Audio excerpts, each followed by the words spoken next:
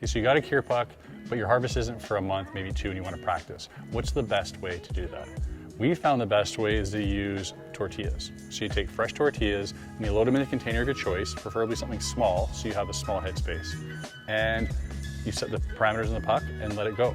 So we've started that already. We have this bucket here. We like buckets because they're easy to open and close. You can see these tortillas are starting to get the water bound in them a little more versus these, which are really wet. These aren't. So we'll load those in there. And ideally you keep 2 out that you're gonna dry normally, just pull the moisture out of them normally with the air, and you'll see how they look and feel compared to ones that you actually cure. So we'll drop the puck into the lid. The lid, we just drill a hole. The hole saw takes seconds. So it takes longer to find the hole saw and then drill the hole.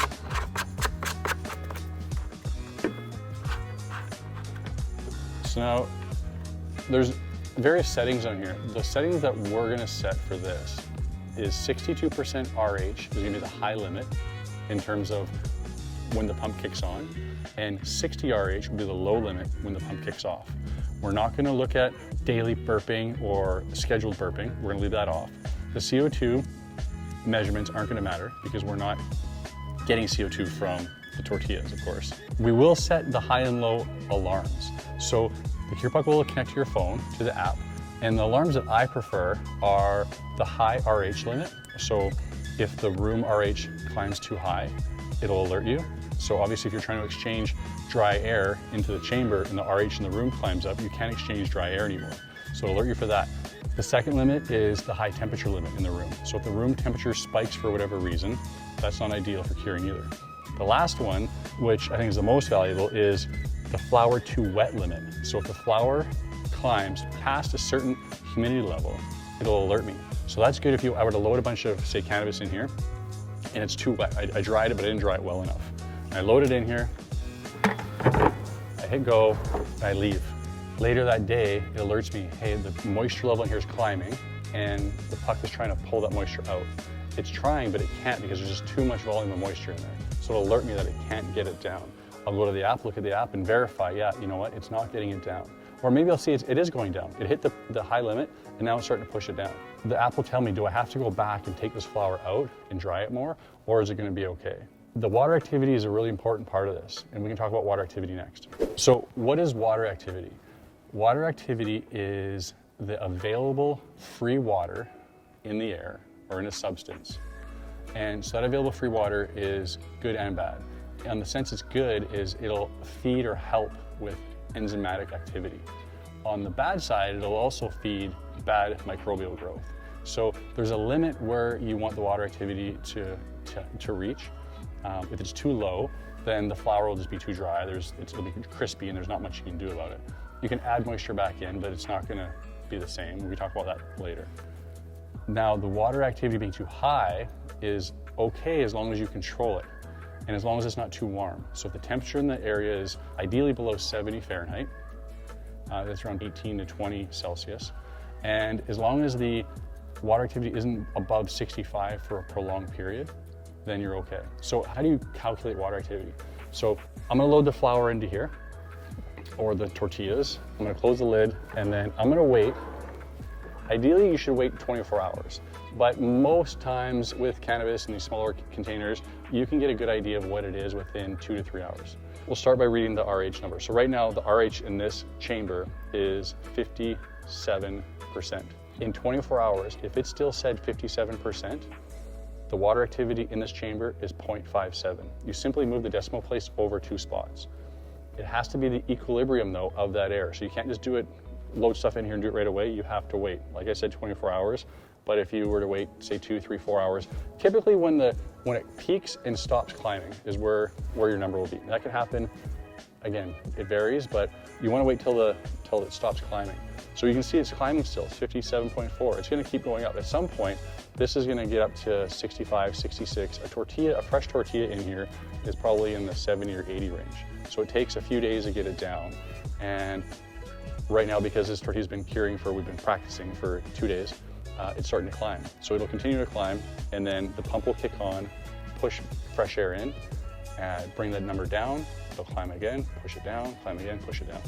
So how do you know how to get the flower at the right water activity level? Or how do you get it to the right water activity level? And what is the right number? So for us, we try to hit between 63 to 65. And we'll then pull the rest of the moisture out over 10 days and get it down to 60 to 62. Some people like a little drier. They want it to be 58 to 59, 60. That's fine as well. There's a point though where you get below, typically below 56, where there's not enough water left in the flower to feed that enzymatic activity. And so what enzymes am I talking about? So there's enzymes that'll eat proteins, there's enzymes that will eat fats and lipids, there's enzymes that'll eat starches. So there's these different types of enzymes, and they all need a certain level of water to allow them to do their job. And when they eat the proteins or the starches, they'll typically give off a gas. We measure those gases. We've measured ethylene and ammonia and CO2. And CO2 is the gas that we typically measure now because it's the most obvious marker that there's something happening. There's reaction happening. And so on tortillas, there's going to be no gas up and down, but on cannabis there will be. So if I were to load cannabis in here that was too dry, the CO2 typically won't climb at all because there's no water left for any activity to happen. And the goal is you pull out as much moisture as you can in the early days of drying, and that trichome head still keeps its size and moisture content. And then you slowly pull the rest of the water out of the flower and out of the leaf. But at the same time, you're binding that water in there. And you'll see with these tortillas, especially if you do this curing example, one will be dry and crispy, the other will look like there's water inside of it still. Even though it's been dried, there's still moisture in it, it's bound inside. That tortilla, if you leave it out on the shelf for a long time, will stay like that for an extended period, where the one that's really dry is already dry and crispy, and it's just gonna keep getting drier. So that's a big difference between the two, but it's also very similar with cannabis. So how do you get your flower in optimal condition from the dry room into curing? And so that water activity number is really critical. And every facility, genetic, will have a slight variation, and every person will have a slight variation in preference. So I've said before, our preference coming from the dry room into the cure is 0.63, 0.62 water activity. We'll usually pull the moisture out down to 0.60. Now, some people like 0.58, like I've said before, and some people go as high as 0.65. When you're at those higher levels, it's a little more advanced and you're risking things, but you can really extend that cure time. So by the 10th day, our flower, the stems almost snap. There's still moisture in the stems, which is critical. If your stems are snapping, there's not enough moisture left in it, and to be honest, there's not really, in my opinion, there's not a lot of point of trying to cure it. So the stems are almost snapping, there's still moisture in the stems, the leaves are a little bit crispy. We trim then. Trimming then is great because it's fast, it's efficient. If you trim after you cure, flower is stickier, it's harder to deal with, and often your trim bills will be twice as big. So trimming then, we go into curing. So we'll often put a cure puck in the dry room to monitor those numbers. We'll monitor the RH and the fluctuations. And we'll be able to tell if the water activity is suitable. And we do that by, on the last day, or near the last day, we'll turn off everything in the room and we'll allow the room to equalize. This doesn't work on every room because not all rooms are sealed and some rooms are too big and there's some complications here, but on most dry rooms, you can turn off everything and allow the humidity in the room to stabilize. And so you're getting an equilibrium. And that will be your water activity number. And so if you leave it for 24 hours, sometimes you can figure this out in 12 hours, but ideally 24, you let the room equalize and you read the relative humidity in the room. Don't go in and out of the room because you're going to change it as soon as you open the door. Ideally the room's sealed. And if the number is, let's say 62, you know your water activity of your flower is around 62. So that tells you it's a good time to take it from the dry room into trimming and then into curing. Now, if you check and the number is 66, 67, you know you have more drying to do. If you check and it's 58, 54, 53, it's possibly over dried and it's probably a good time to take it out. You probably want to take it out right away. So how long does it take to cure with a cure puck? Well, that depends. On average, it's 5 to 10 days. You can stretch that out longer if you want, and you can also sometimes shorten it a bit. There's a lot of preference here. There's a lot of people who have different ideas on what's the ideal amount, but I can tell you there's certain markers that are helpful. Number one is the CO2. As the CO2 starts to fall and actually flatline, then you know the organic activity that's happening inside the plant has stopped. and that can take anywhere from 3 to 5 days. The next is the water activity level. So how much is it changing? Has it stabilized?